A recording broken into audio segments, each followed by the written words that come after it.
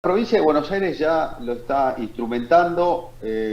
La ministra de Salud de la provincia de Santa Fe, Martorano, dijo que lo están estudiando y parece que se viene también. La municipalidad dijo algo parecido. Estamos hablando le podemos llamar certificados sanitarios, pases sanitarios o como sea. Hay polémica, se ha generado polémica alrededor de eso. Hay algunos que creen que está bien, hay otros que creen que está mal o que no está tan bien, o que no está bien instrumentado o algo por el estilo. Vamos a conversar ahora con el doctor Pablo Dávoli, que es profesor universitario y es abogado constitucionalista, para que nos dé su punto de vista sobre esto. Pablo, bienvenido, muchas gracias por el tiempo. Bueno, ¿cómo pinta, cómo se plantea este tema del pase sanitario o certificado sanitario, especialmente para poder estar en algunos lugares públicos, tanto abiertos como cerrados? ¿Cómo te va, Marcelo? Buenos días y muchas gracias. Mirá, primero habría que ver, digamos, bajo qué condiciones se instrumenta, pero a la luz de la experiencia en algunos países de Europa, que no son todos, Alemania, por ejemplo, ya dijo que se opone, pero sí el caso de Francia, por ejemplo, o el caso de Grecia, en principio podemos decir que son medidas de dudosa, digamos, de dudosa constitucionalidad. Vos sabés que siempre para medir la constitucionalidad de una determinada medida, no solo hay que verificar su compatibilidad o su coherencia, su adaptación al texto constitucional de cada país, con sus principios, con sus preceptos y disposiciones, sino también hay que hacer una suerte de control de razonabilidad, que es un principio propio del derecho constitucional, más allá del país donde éste se presente, ¿no? O sea, el principio de razonabilidad es un principio eje de todo texto constitucional, hacia la esencia del constitucionalismo. Y para hacer esta mensura o esta compulsa de la razonabilidad de una medida, y esto en gran medida es lo que decía un viejo profesor mío, el doctor Sibori, ya fallecido, que decía que el derecho en gran medida era sentido común aplicado. Si vos te pones a ver las preguntas que hacen a ese control de razonabilidad o a ese test de razonabilidad, uno advierte que se trata de una suerte de especificación o de preguntas que se formulan desde el sentido común y desde una lógica muy elemental, pero por eso mismo indispensable. En primer lugar, uno se pregunta sobre la existencia, y lo digo muy brevemente, desde luego cada una de estas preguntas admite, como una carpeta de Windows, abrir y encontrar una multiplicidad de elementos. Pero vamos a hacerlo de manera muy sumaria. En primer lugar, uno se pregunta por la existencia y la legitimidad de la finalidad perseguida, que en este caso la respuesta es claramente positiva. Efectivamente hay una emergencia sanitaria, hay una enfermedad relativamente nueva que irrumpió en el escenario global el año pasado o a fines del 2019, y todo esto es cierto. Y la legitimidad de la finalidad, que es combatir a esta enfermedad, está fuera de todo. Eso está clarísimo, ahí no hay ningún aspecto problemático. Pero después nos preguntamos ya no por la existencia y la legitimidad de la finalidad perseguida, sino que nos preguntamos por el medio que se escoge, en este caso, para combatir a este flagelo. Ahí lo escuchamos, sí, lo habíamos perdido por un instante, doctor, ahora sí. No, está bien. Decía que en cuanto a la existencia de la finalidad y la legitimidad del fin perseguido, no cabe dudas. O sea, sinceramente está claro que sí, la finalidad como tal existe y que es legítima. Ahora bien, la tercera pregunta ya tiene que ver o hace referencia a la idoneidad del medio escogido. Y aquí, cuando uno habla de la adecuación del medio o de la idoneidad del medio, de alguna manera ya hay, digamos, la respuesta ya no es tan clara. ¿Por qué?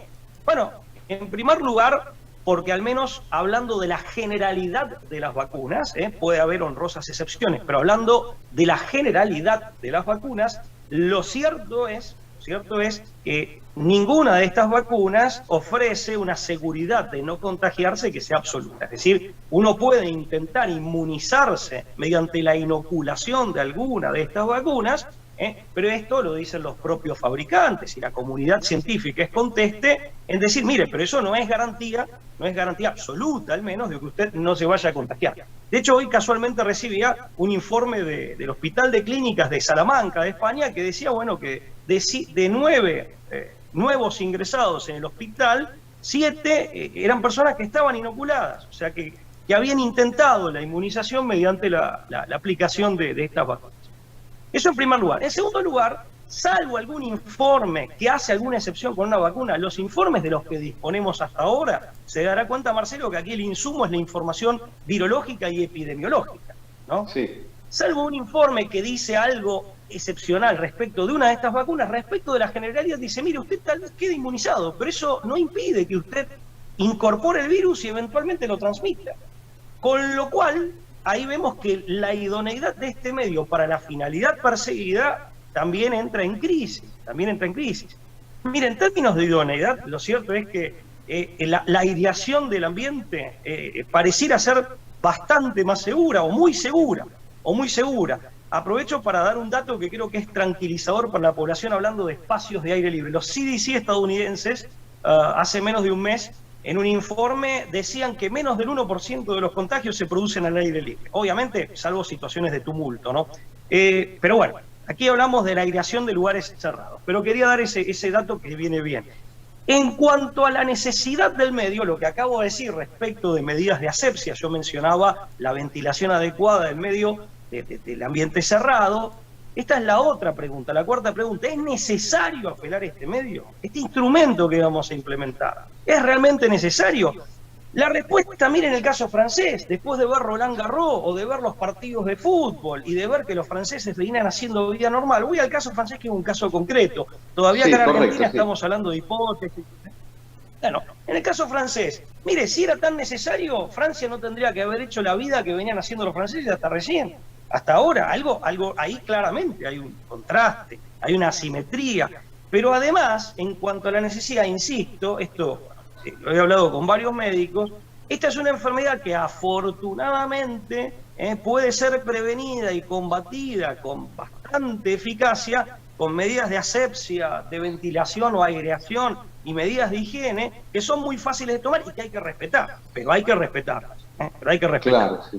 Entonces, la respuesta a este cuarto interrogante de si hay necesidad realmente de este medio también entra en crisis o es una respuesta crítica.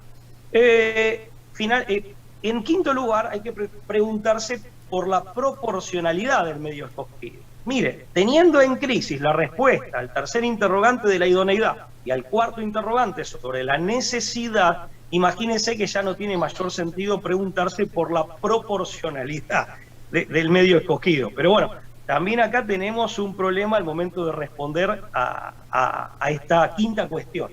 Con un agravante, si usted prohíbe o impide el acceso, por ejemplo, a bares, o ni hablar al transporte público o a oficinas públicas, eso sería mucho más grave, lo cierto es que hay una afectación de otros derechos muy grave también.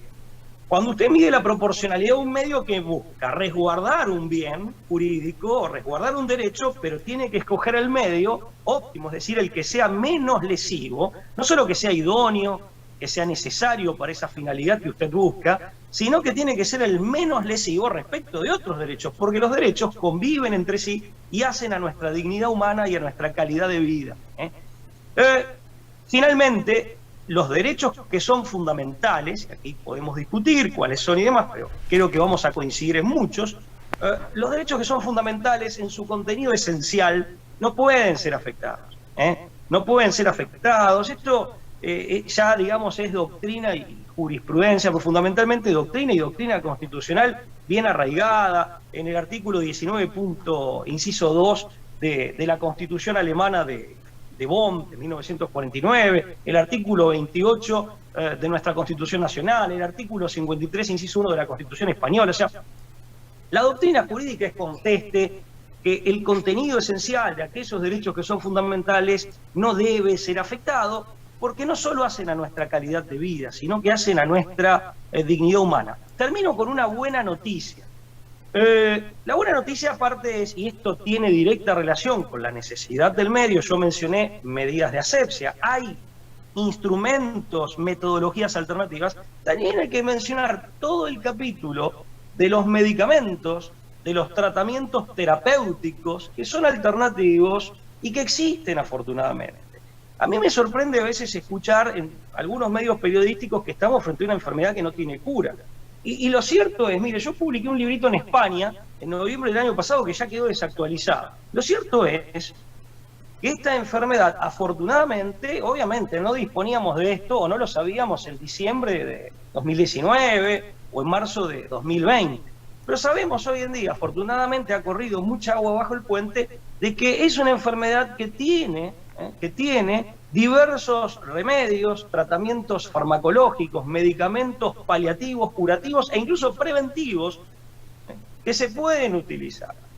Y esto no tiene, me parece a mí, muy modestamente, no tiene el espacio en la opinión pública y en los medios de información que debieran tener estas alternativas. La existencia misma de estas alternativas, que son baratas, en las que hay certeza de que no hay efectos adversos, al menos en muchas de ellas, porque son medicamentos preexistentes conocidos, una certeza que en el caso de las vacunas no tiene ese mismo nivel. La existencia misma de estos medicamentos ya pone en crisis también la necesidad del medio escogido aquí, con esta medida, porque hay otras alternativas, incluso de carácter preventivo, medicamentos que tienen una utilidad o una funcionalidad, mejor dicho, preventiva.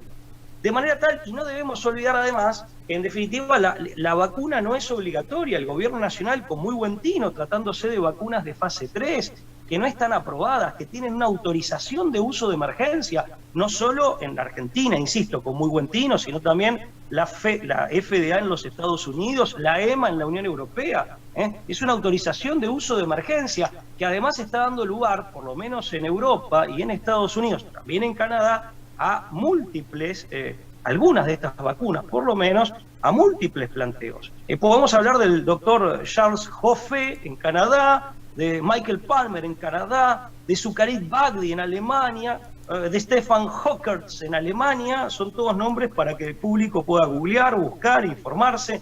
De la demanda ante el Tribunal Europeo de Renate Holzenstein, que es una abogada italiana, pese a que el apellido no me parece más alemana que italiana. Entonces, la encuesta que hizo la Asociación de Médicos y Cirujanos de los Estados Unidos recientemente, con la opinión de sus propios afiliados.